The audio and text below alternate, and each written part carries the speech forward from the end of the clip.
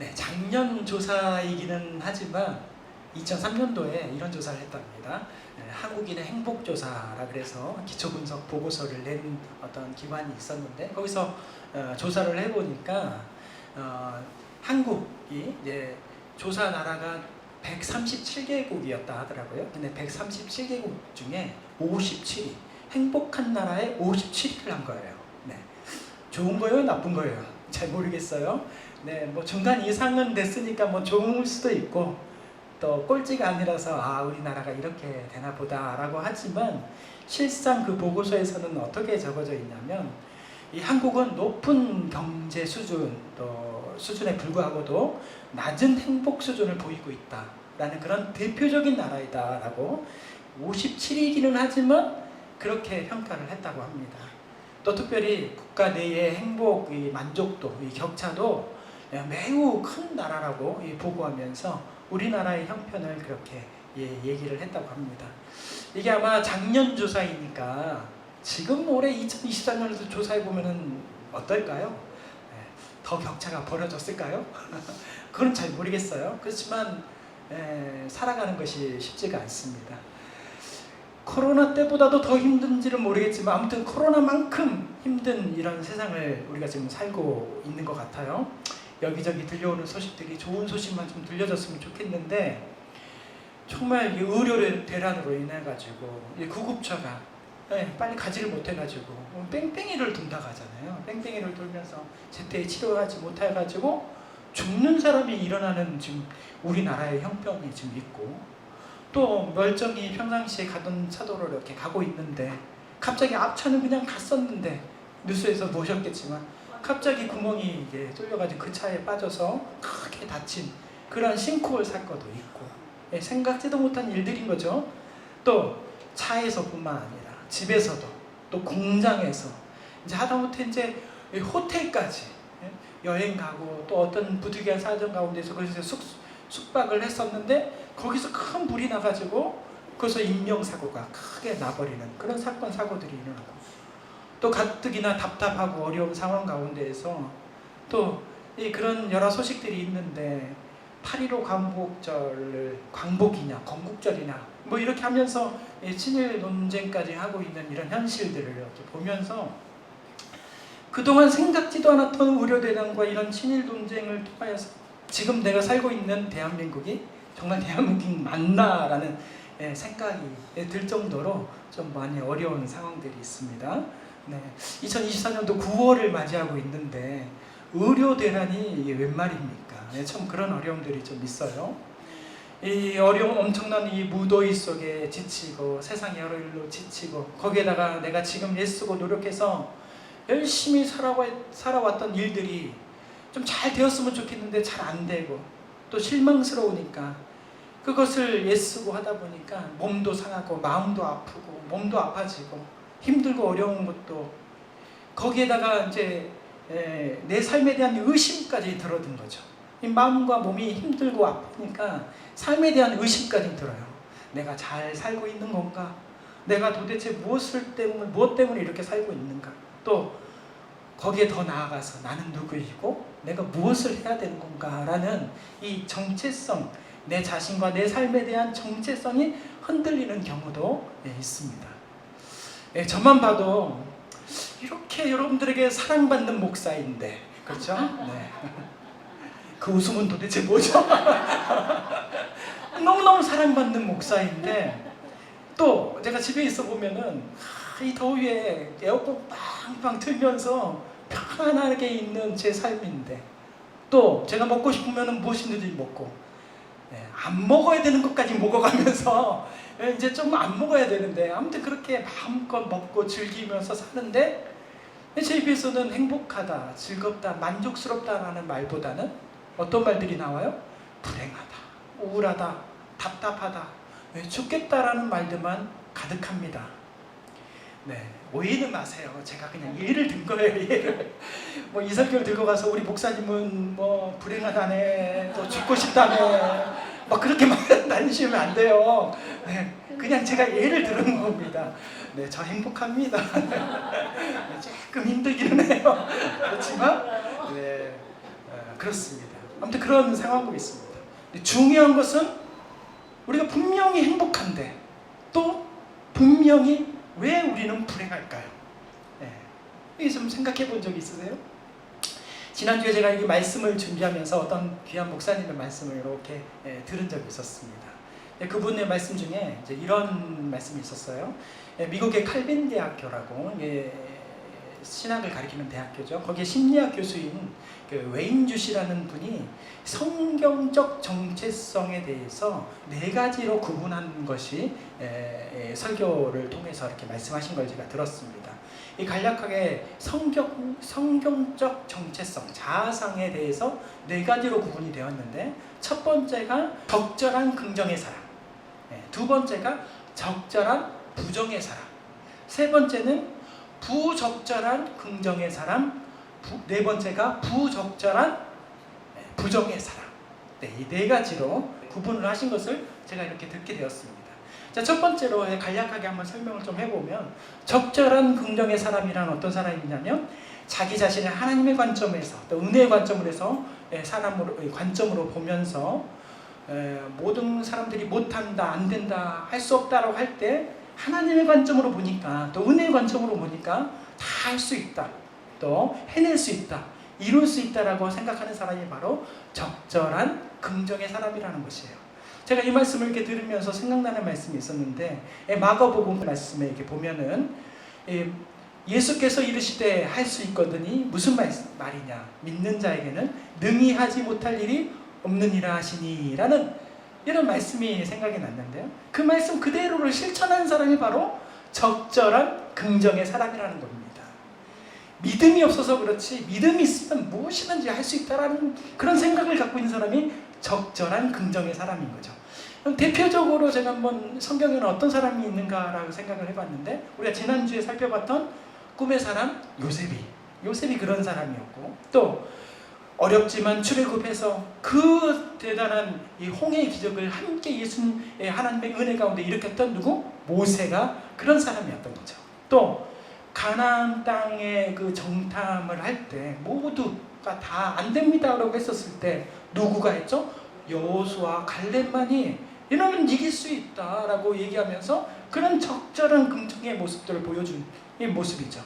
또 신약 성경에는 많은 사람들이 또 있겠지만 예수님과 그의 제자들의 모습이 적절한 긍정의 사람이지 않을까라는 생각을 좀 해봤습니다. 자, 그러면 두 번째로 적절한 부정의 사람은 어떤 사람인가? 하나님 앞에서 자기 자신을 낮추고 겸손한 태도를 가지는 사람으로서 하나님 앞에는 모든 사람들이 다 죄인입니다 하면서, 그래서 내가 당신을, 또 당신이 나를 서로 정죄할 수가 없다라고 말하는 그런 겸손을 가진 사람이 바로 적절한 부정을 하는 사람이다라고 이렇게 말하는 것이죠. 제가 그 말씀을 들으면서 이 대표적으로는 어떤 사람이 있을까? 또 성경에도 많은 사람들이 있겠지만 딱 생각나는 사람이 바로 이 성전에 올라가서 기도했던 이 세리의 모습이 생각이 났습니다. 누가복음 18장 13절의 말씀에 보면은 세리는 멀리 서서 감히 눈을 들어 하늘을 쳐다보지 못하고 다만 가슴을 치며 이르되 하나님이여 불쌍히 여기소서 나는 죄인이로소이다 하였느니라. 아멘. 이 세리의 겸손한 모습을 보면서 예수님께서는 그 이어서 14절 말씀에 이렇게 이 세리의 모습, 겸손한 모습을 본받으라고 또 말씀하십니다. 내가 너희에게 이르노니, 같이 한번 읽어볼게요. 이에 저 바리새인이 아니고 이 사람이 의롭다 하심을 받고 그의 집으로 내려갔느니라. 무릇 자기를 높이는 자는 낮아지고 자기를 낮추는 자는 높아지리라 하시니라. 아멘. 바리새인, 같이 가서 성전에 올라가서 기도했던 바리새인은 어떻게 기도를 했냐면, 저는 세리와 같지 않습니다. 그 세리와 같이 그런 나쁜 짓을 하지 않는다라는 것을 말하는 거죠. 그리고 또 나는 금식을 하고요, 나는 소득의 11조를 드리는 그런 사람입니다 하면서 교만과 가식의 기도를 드렸던 이 바리새인. 그런데 하나님께서 들으시는 기도는 그런 교만과 가식, 바리새인의 기도를 들으는 것이 아니고요. 나는 내가 이렇습니다 하면서 잘난 체하는 그런 기도를 드리는 것이 아니라 하나님 앞에서 겸손하게 엎드리면서 기도하는 낮은 자의 기도를 가지고 있는 겸손한 세리의 기도 가운데 응답해 주십니다. 자기의 부족과 연약함을 아는 세리와 같은 사람이 바로 적절한 부정의 사람이라는 것입니다. 자, 그럼 여기까지의 그런 하나님께서 바라시고 원하시는 적절한 긍정과 적절한 부정의 사람이라면, 그럼 나머지 두 개는 좀 다른 거겠죠? 부적절한 긍정의 사람, 이제 이런 사람들은 하나님으로부터 모든 것이 시작이 된 것도 완성이 된다는 것을 부정하고 무시하고 자기의 능력으로 된 것이고 자기의 재능으로 된 것이고 지식을 가지고 나는 무엇이든지 다 잘해, 내가 해낼 수 있어 라는 과신의 이 자신감만 차 있는 이런 사람이 바로 부적절한 긍정의 사람이라는 것이죠. 자, 이런 사람은 성경에 수없이 많이 나오고 있습니다. 좀 전에 나왔던 바리새인이 그런 사람이고요. 또 대표적으로 에스더와 모르드게를 죽이려고 했던 사람이 하만이 그런 사람이었고, 또 우리가 언젠가 한번 예전에 한번 살펴봤던 요한 3서에서 나오는 교회 안에서 으뜸되기를 좋아했던 사람 누구예요? 디오드레베. 되게 들어온 사람이 있어요. 디오드레베라는 사람이 바로 그런 부적절한 긍정의 사람이라는 것입니다. 하나님께서는 그런 사람을 원하지 않는다는 것이죠. 네 번째로 부적절한 부정의 사람이 있다는 것입니다. 자, 그 사람은 하나님에서 자기의 가치를 모르는 사람인 거죠. 날마다 부정하는 사람이니까 나는 이것도 못해 저것도 못해 하는 사람인 거죠. 하나님께서 주신 인생, 능력, 은혜를 깨닫지 못하고 모든 것을 하나님께 원망하고 낙심하고 포기하는 사람, 그런 사람이 부적절한 부정의 사람이다 라고 하는 것이죠. 대표적으로 이런 사람을 말씀 가운데 생각해 보니까 동생 아벨을 죽인 누구예요? 가인이 그런 사람이고요. 또 예수님을 부인하고 결국 돈으로 팔아넘긴, 또 그 죄책감에 스스로 목숨을 끊은, 한때 예수님의 제자였으나 이제는 제자가 아닌 예수님을 팔아넘긴 누구예요? 가룟 유다가 그런 부적절한 부정의 사람이라는 것입니다. 자, 이 네 사람, 네 가지의 이 성경적 자아상을 가지고 있는 이런 사람 가운데 여러분들은 어디에 속합니까? 네, 막 머릿속에서 생각나죠? 나는 1번인가 2번인가 3번인가 4번인가 몽땅인가 뭐 이런 생각도 하시겠죠? 네, 바라옵기는 우리가 자신의 관점, 자기 자신을 하나님의 관점으로 바라보고 은혜의 관점으로 바라보는 사람, 그런 적절한 긍정의 사람이 되기를 소망합니다. 그리고 또 하나님 앞에서 겸손히 자기 자신을 낮추면서, 하나님, 이 모든 것이 다 하나님으로부터 시작된 거 아닙니까? 하나님, 내가 부족하지만 이 일들을 할 수 있도록 나에게 힘을 주십시오. 나는 능력이 부족하지만, 또는 하나님 앞에 나아갈 수는 없지만, 하나님 너무너무 부끄럽지만, 그래서 가슴치고 괴롭고 힘든 일들이 너무 많지만, 그래도 주님 앞에 나아가면서 기도합니다. 우리 기도 가운데, 제 기도 가운데 응답해 주십시오 라고 말하는 그런 적절한 부정이 가득한 사람이 되시기를 주님의 이름으로 축원합니다. 그런 사람들이 되어야 됩니다. 이와 같이 적절한 긍정과 적절한 부정이 잘 조화를 이루는 사람이 바로 하나님이 원하시는 사람, 하나님이 기뻐하시는 사람인데, 그 인생에 대해서 가장 많은 말씀들 가운데 잘 설명하는 말씀이기도 하지만, 오늘 함께 읽으신 본문의 말씀이 바로 이런 이 적절한 긍정과 적절한 부정의 모습들이 잘 조화된 이 모습을, 인생을 잘 설명한 말씀이 바로 오늘 그 말씀이죠. 오늘 본문 말씀 우리 다시 한번 같이 한번 읽어보겠습니다. 그런즉 누구든지 그리스도 안에 있으면 새로운 피조물이라, 이전 것은 지나갔으니 보라 새 것이 되었도다. 아멘. 사실 이 말씀은 우리가 너무 잘 알고 있는 말씀이에요. 그리스도 안에 있으면 새로운 피조물이라, 이전 것은 다 지나갔으니 보라 새 것이 되었도다라는 말씀을 사실 믿지 않는 사람들도 잘 알 수 있을 만큼 잘 알고 있는 말씀이에요. 그런데 이 말씀을 아무리 잘 알고 있어도 이 말씀이 내 마음 가운데 역사하지 않고 또 내 삶 속에 적용되지 않으면 그냥 사실 말씀으로 지나가고 맙니다. 오늘 이 말씀이 우리 가운데 왜 나에게 부어졌는지, 우리 가운데 주셨는지 하나님의 뜻을 다시 한번 깊이 생각하면서 그렇게 나아갈 때 이 말씀이 바로 나를 살리는, 오늘 다시 한번 나를 살리는, 또 내 인생 가운데 내 인생을 새롭게 하는 그런 생명의 말씀이 될 줄 믿습니다. 자, 이 말씀 가운데 중요한 말씀들이 있어요. 물론 사람마다 또 들으시고 보시는 마음마다 다 다르겠지만, 저에게는 이 말씀들 중에 어떤 말씀, 그리스도 안에 있는 말씀과 새것이 되었도다 라는 이 말씀이 저에게는 참 귀하게 또 중요하게 생각이 들여지고 제 마음속에 새겨졌습니다. 이 무슨 말씀인가? 이 말씀은, 그러니까 말씀 그대로 적정한 긍정과 적절한 부정의 사람은 그리스도 예수 안에 있는 사람인데, 그 사람은 날마다 이전의 사람이 아닌 어떤 거예요? 새 사람으로, 그리스도 안에 있음으로 인하여 새 사람이 된다라는 것이죠. 반대로 생각해 보면 어떻게 되는 거예요? 만약에 그리스도 예수 안에 거하지 아니하면, 좀 전에 말씀 나눈 것처럼 부적절한 긍정과 부적절한 부정의 사람으로 인하여서 아까 말했던 바리새인 같은, 또 하만과 디오드레베와 또 가인과 가룟 유다와 같은 인생을 살면서 그렇게 죽고 그렇게 후대에 기억될 수밖에 없다라는 것입니다. 어떻게, 중요한 것은 뭐예요?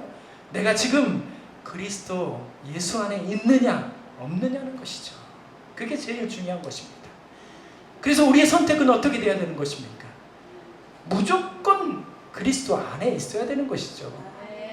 그래서 어떻게 했어요? 박상철 가수가 어떻게 해요? 무조건이야 불렀잖아요. 무조건. 그렇게 예수 그리스도 안에 있어야 됩니다. 네, 그것은 좀 다른지는 모르겠지만 아무튼 저는 그렇게 느껴졌어요.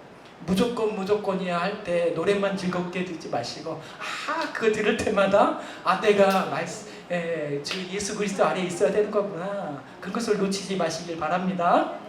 그리스도 예수 안에 거한다는 것은, 다시 말씀하면은요, 말씀 안에 산다라는 것입니다. 우리 같이 한번 절 따라 해볼까요? 말씀 안에 산다. 말씀 안에 산다. 이 말씀이 바로 우리 가운데 각인이 돼야 돼요. 말씀 안에 산다. 그리스도 안에 있는 것은 말씀 안에 사는 것이죠. 말씀을 벗어나는 것은 그리스도 안에 밖에서 거하지 않는 삶이라는 것이죠. 힘들고 어려울 때, 답답할 때, 낙심할 때 말씀 안에 산다라는 것을 기억하고 찾아야 되는 것이지만, 그때만 찾는 것이 아니에요. 어떨 때? 편안할 때도, 기쁠 때도, 감사할 때도, 또 일이 술술 풀릴 때도 이것이 내가 잘해서 그게 아니라는 것이죠. 이 적절한 긍정과 적절한 부정의 사람은 그때에도, 내가 잘 될 때에도 말씀 안에서 살고 있기 때문에 내가 이런 일이 일어난 것이구나 하면서 다시 말씀을 찾고 말씀을 기억하고 말씀 앞으로 나아가는 그런 인생들이 되어야 될 줄 믿습니다. 그것이 우리의 선택이 되어야 되는 것입니다. 사실 우리가 예수 그리스도 안에 산다는 것은 사실 말로만 해서 되는 것이 아니에요. 아까 말씀대로 말씀 안에서 거해야 되는 거죠. 말씀이 우리 가운데 삶으로 증거가 되어야 되는 것입니다. 다시 말해서 우리의 말씀이 우리의 삶 속에서 나타나고 또 어떻게 돼요? 발견돼야 됩니다. 어떻게 발견돼요? 서로 사랑해라 했으면은, 그렇게 주님께서 말씀하셨으면 사랑의 모습이 어떤 상황에서도 우리 가운데 일어나야 됩니다. 그런 모습이 나타나고 보여져야 되는 거예요. 또 쉬지 말고 기도하고 범사에 감사하라고 말씀하셨으면 쉬지 말고 기도하는 모습들이 우리 가운데 보여져야 됩니다. 순간순간 날마다 주님을 찾고 기도하는 모습들이 우리 가운데 보여져야 되는 거죠. 또 범사에 감사하라 했으면 이래도 감사 저래도 감사, 그리하지 않아도 감사, 그럼에도 불구하고 감사, 이래도 감사 저래도 감사가 우리 가운데 있어야 되는 것이죠. 서로 험담하지 말고 비방하지 말라고 주님께서 말씀하셨으면, 설령 그 사람의 허물이 잘못이 우리 가운데 보였더라도 우리는 그 사람의 허물과 잘못을 좀 덮어주고 감사함으로 인하여서 그 사람이 그 사랑을 통하여서 하나님의 말씀을 깨닫고 그 잘못을 깨달아서 다시 주님 앞으로 나아갈 수 있도록, 돌아올 수 있도록 그렇게 해야 되는 것이 바로 우리가 해야 되는 것입니다. 그것이 바로 말씀대로 살아가는 사람들의 모습이라는 것입니다. 사실 이게 쉽지 않아요. 이 말씀인가 그렇지 쉽지 않습니다. 그렇지만 노력해서 함께 말씀하면서 다시 말씀을 읽으면서 하나님 제가 그러한 삶을 살기를 소망합니다. 마음에 새기고 생각에 새길 때 우리에게 어떤 일들이 일어나냐면 변화라는 것이 일어납니다. 변화가 다른 게 있는 것이 아니에요. 변화는 말씀 속에 있을 때 변화입니다. 우리가 말씀 가운데 있는 것은 변화가 아닌 거예요. 그냥 그렇게 살아가는 것입니다. 그렇지만 말씀이 우리 가운데 있으면 변화라는 것이 일어나는 것입니다. 자, 그러면 적절한 긍정과 적절한 부정의 사람이, 즉 예수 그리스도 안에서 함께 사는 인생의 모습은 어떤 변화의 모습이 일어날까요? 우리 한번 생각해 보면 좋겠습니다. 먼저 그런 예수 그리스도 안에 있는 사람의 모습의 인생의 변화는 매일매일 그의 삶 속에서 예수의 흔적이 남고 예수님이 그려지는 인생이 됩니다. 오늘 본문 17절 우리 상반절 말씀 우리 같이 한번 읽어보겠습니다. 누구든지 그리스도 안에 있으면 새로운 피조물이라. 아멘. 우리는 매일매일 새로운 하루를 맞이합니다. 주님께서 우리를 너무나 사랑하셨기 때문에 어제와 비슷한 것 같다, 똑같은 것 같지만 어제와 전혀 다른 오늘을 또 우리는 선물로 하나님께서 주셨습니다. 어제도 이런 날들이지만 오늘도 하나님께서 하얀 백지와 같은 새로운 깨끗한 날을 우리 가운데 주신 것이죠. 그러면 우리는 이 하얀 백지 같은 곳에 어떤 그림을 그릴까? 우리는 한번 생각하면서 살아가야 된다는 것입니다. 어떤 사람은 그 하얀 백지 같은 그 새로운 날들을 아무것도 그리지 않아요. 그리는 것을 포기하는 인생이 있습니다. 또 어떤 사람은 대충 그리고 맙니다. 왜요? 막 사는 인생이라는 것이죠. 막 이렇게 살고 저렇게 사는 거죠. 왜냐하면 내 인생이니까. 또 어떤 사람은 아름답게 구도를 잡아서 참 예쁜 색깔들을 칠해가면서 정말 한 시간 한 시간 열심히 살아갑니다. 그런데 그 그림을 보면 온통 세상뿐이에요. 자기 나름대로는 아름답게 귀하게 그렸다고 생각하고 정말 소중하게 했다고 하지만 자세히 보면 그 그림은, 그 인생은, 그 하루는 온통 어떤 거예요? 죄만 가득해 보입니다. 우리는, 저와 여러분은 매일매일 이 하얀 백지와 같은 이 인생 가운데 어떤 그림을 그려야 되냐면요, 바로 예수의 흔적, 바로 복음의 그림을 살아가시기를 바랍니다. 예수의 흔적과 복음의 그림을 날마다 그리면서 살아가야 되는 것이죠. 우리의 인생의 하루에 보면은 어떠한 인생의 예수의 흔적을 남겼느냐, 어떠한 복음의 모습들을 하루에 남겼느냐, 예수님 하나님께서 그걸 보고 계시는 거예요. 제가 언젠가 삼각지 화랑에서 예쁜 그림을 한번 본 적이 있었습니다. 삼각지 화랑 아세요? 네. 삼각지 아시죠? 용산 옆에 삼각지. 예전에는, 저는 참 오래된 사람인가요? 다만 거기에 고가가 있었어요. 지금은 이제 고가도 다 이제 허물어 버리고 거기가 환하게 됐지만 예전에 삼각지 고가 도로가 있었습니다. 거기에 주변에 보면은 화랑들이 많이 있었어요. 무명의 화가들이 자기의 생계들을 위하여서 자기의 그림을 저렴하게 파는 곳이죠. 그래서 그곳에 가보면, 지금도 그곳에 가보면 예전만큼은 아니지만 화랑이 가끔 하나씩 있어요. 이제 대통령실이 그쪽에 온 바람에 더욱더 그런 것들이 없어지기도 하지만 예전의 흔적이 남아 있습니다. 오래전에 이제 친구네 집들이를 가는데 좋은 그림을 하나 선물을 하려고 하다 보니까 뭐 제가 돈이 있는 것이 아니기 때문에 저희 아내랑 같이 그 저렴한 그림이지만 예쁜 그림을 사기 위해서 그런 삼각지 화랑에 갔습니다. 집들이 선물로. 수준이 좀 있죠? 네. 하이타이나 퐁퐁 안 사고 네. 그림을 사겠다라는 수준 있는 목사입니다. 네. 그림을, 조그만한 그림을 사가지고, 네. 그런데 그곳을 찾았는데 어느 화랑에서 큰 노란 은행나무가 그려진 그림을 제가 보게 됐습니다.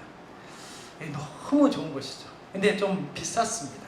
가지고 싶었었는데 저희 형편에 비해 선물은 하고 싶지는 않았고 제가 가지고 싶었는데 너무 비쌌던 거예요. 네, 20년이 지난 지금에도 그 그림이 사실 많이 생각이 좀 나고요.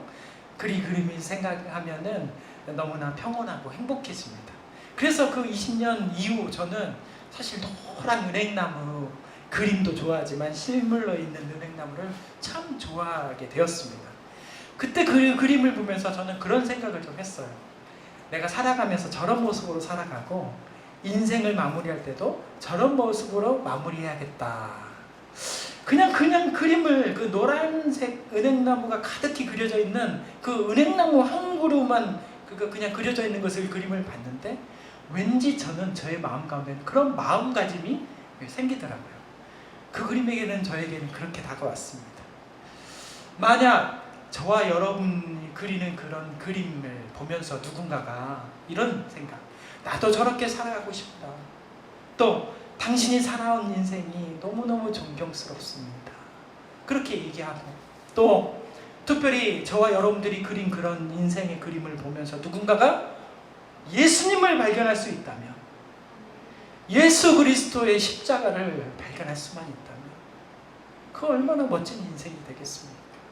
여러분들의 인생을 통해서 예수님의 흔적, 십자가의 그런 사랑과 은혜를, 그런 모습들을 그려갈 수 있어야만이 그런 흔적들을 보여주는 거 아니겠습니까? 누구든지 그리스도 안에 있으면 이라는 이 말씀 그대로 우리 인생의 시작은, 우리 그림의 시작은 사실 지금부터 시작하면 됩니다. 지금부터 우리 모든 허물과 문제를 우리 예수님께서 깨끗하게 지우셨기 때문에 날마다 주어지는 하얀 도화지 위에, 그 날 위에 예수 그리스도의 안에 있는, 그 예수 그리스도 안에 거하는 나의 모습, 내 삶의 모습들을 그려내기를 소망합니다. 어렵고 힘들지만 기도하는 모습, 또 잘 안 되고 또 어떻게 하면 돼야 되는가 부대끼면서 애쓰고 하고 있는 그러한 모습들 하나하나를 그리십시오. 또 내 뜻대로 안 돼서도 그것도 하나님의 뜻이었구나 하면서 감사하는 기도의 모습을 또 그리기도 하고요. 또 하나하나가 다 그런 모습들로 예수님의 흔적을 남기고 또 우리 예수 십자가를 남길 때 정말 놀라운 인생 작품이 될 줄 믿습니다. 그리스도 예수 안에 있는 그 인생의 그림은 사실 행복만 그려지지는 않습니다. 예수님께서 십자가의 고난과 매달려 돌아가신 것처럼 아픔도 있고 슬픔도 있고 괴로움도 있고 두려움도 있는 것이에요. 그러나 그림을 그릴 때 끝까지 참고 인내하면서 견뎌내면서 그 그림을 조금씩 그리다 보면은 정말 그 누구도 돈으로 살 수 없는 하나님께서 너무너무 귀하다 칭찬하시는 그런 그림, 그런 인생이 될 줄 믿습니다. 그래서 예수 안에서 예수의 흔적, 복음의 그림을 그리는 사람, 그 사람이 바로 오늘 그 사람은 하나님의 자녀, 하나님의 백성, 그리스도인이라고 불림을 받을 수 있는 그런 사람이 되는 것입니다. 오늘 그런 사람을 하나님께서는 그리스도 안에 있는 피조물이다 라고, 새로운 피조물이다 라고 말씀하고 있는 것입니다. 다음으로 예수님 안에, 예수 그리스도 안에 있는 인생은 이전 것이 아닌 항상 새로운 것을 보는 인생입니다. 오늘 본문 17절 하반절 말씀 우리 다 함께 읽겠습니다. 이전 것은 지나갔으니 보라 새 것이 되었도다. 아멘. 요즘 이스라엘 나라는 전쟁 중입니다. 팔레스타인과 많은. 근데 사실 이 전쟁은 지금만 있었던 게 아니에요. 예전에도 계속, 그전에도 계속 있었고 정말 오랜 전 여러 가지의 상황으로 인하여서 오래된 전쟁입니다.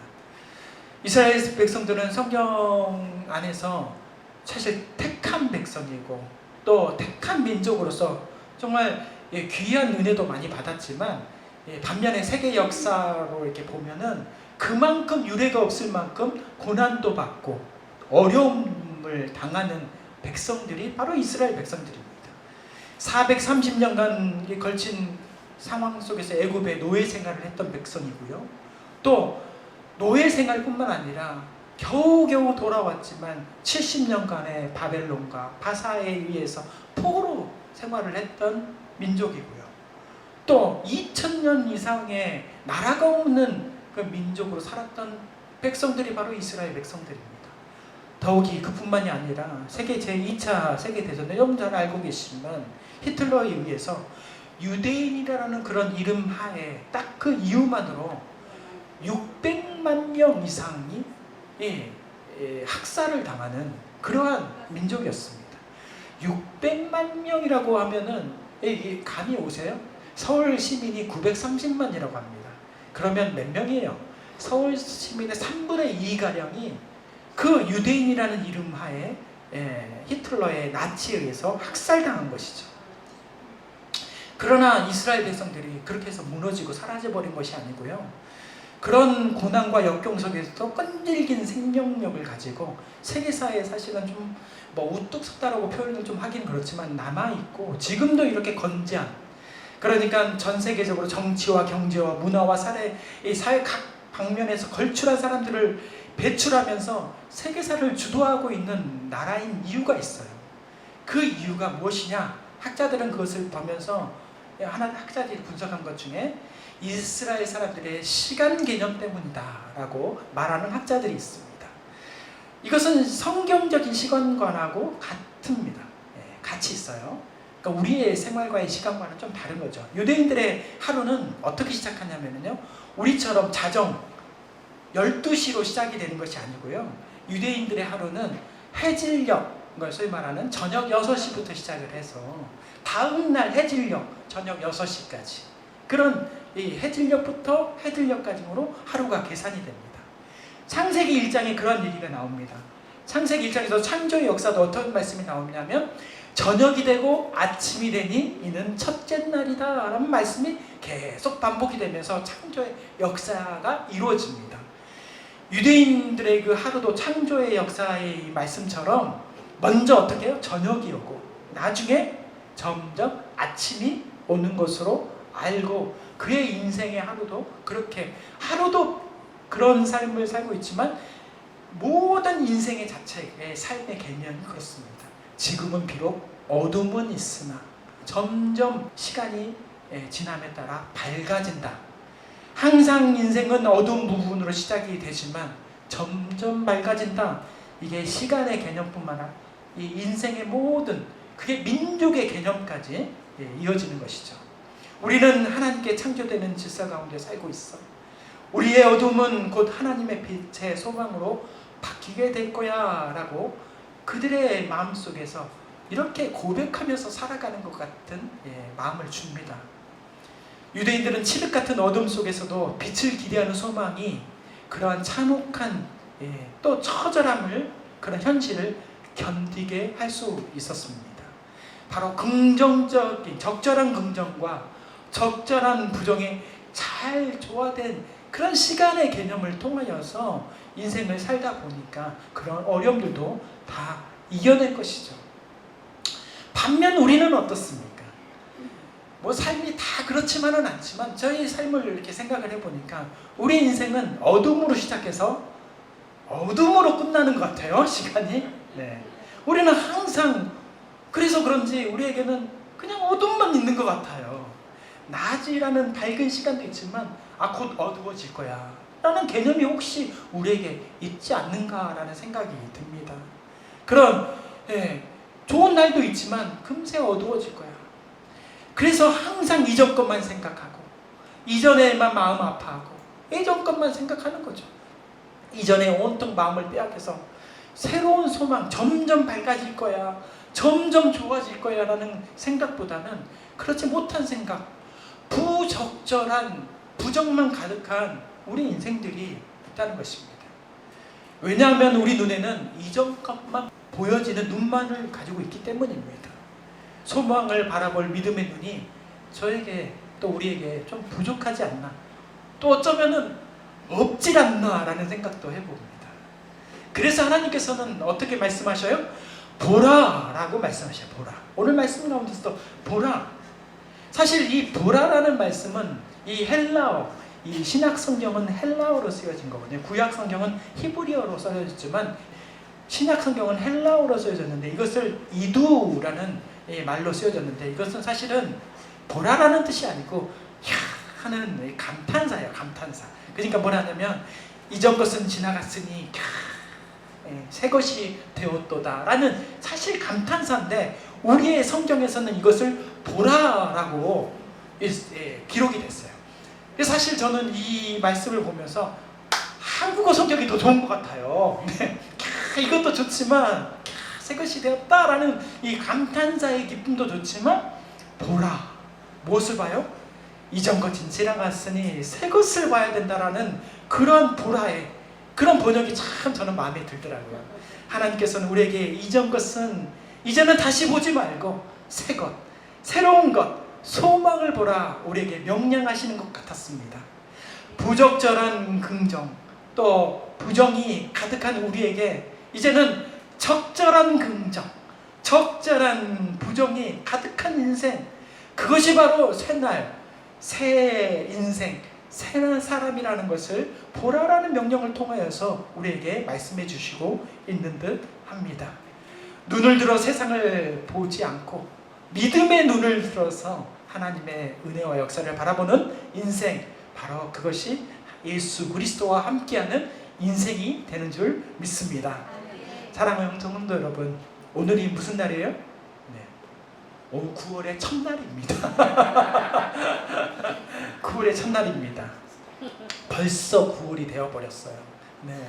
이제 가을 바람이 우리가 불지 말라게도 불러요. 찬바람이 불어옵니다. 좋은 바람이 불어오는 것이죠. 하나님께서 우리에게 그런 새로운 날, 새날을 다시 한번 맞이하게 해주십니다. 오늘 하루가 어쩌면은 우리는 그렇게 지나가는 바람과 같이 우리에게 지나갈지 모르지만 어떤 사람에게는 그토록 바라보고 정말 하루만 더 있었으면 좋겠다라는 그런 기대와 간절함으로 바라보는 소망의 하루, 선물과 같은 하루임을 꼭 우리는 잊지 마시길 바랍니다. 그리스도 예수 안에서 매일매일 이 소망과 같은 선물과 같은 하루를 매일매일 예수의 흔적을 남기고 예수의 복음을 그려내는 인생, 이전 것이 아닌 항상 새로운 것을 바라보는 인생, 그래서 날마다 적절한 긍정과 적절한 부정이 아름답게 조화를 이루면서 날마다 예수 그리스도의 복음을 증거하면서 살아가는 복된 인생들을 살아가시기를 주님의 이름으로 축원합니다. 오늘 마지막으로 우리에게 주신 하나님의 말씀, 고린도후서 5장 17절 말씀, 이 말씀을 다시 한번 믿음으로 고백하면서 내가 예수 그리스도와 함께 하는 인생, 그런 인생, 하나님 내가 새로운 것을 소망하는 인생, 그런 인생이 되었으면 좋겠습니다. 그런 인생이 되기를 간절히 바랍니다. 그런 마음이 우리 가운데 있기를 소망합니다. 우리 같이 한번 이 말씀 읽겠습니다. 그런즉 누구든지 그리스도 안에 있으면 새로운 피조물이라, 이전 것은 지나갔으니 보라 새 것이 되었도다. 아멘. 기도하겠습니다.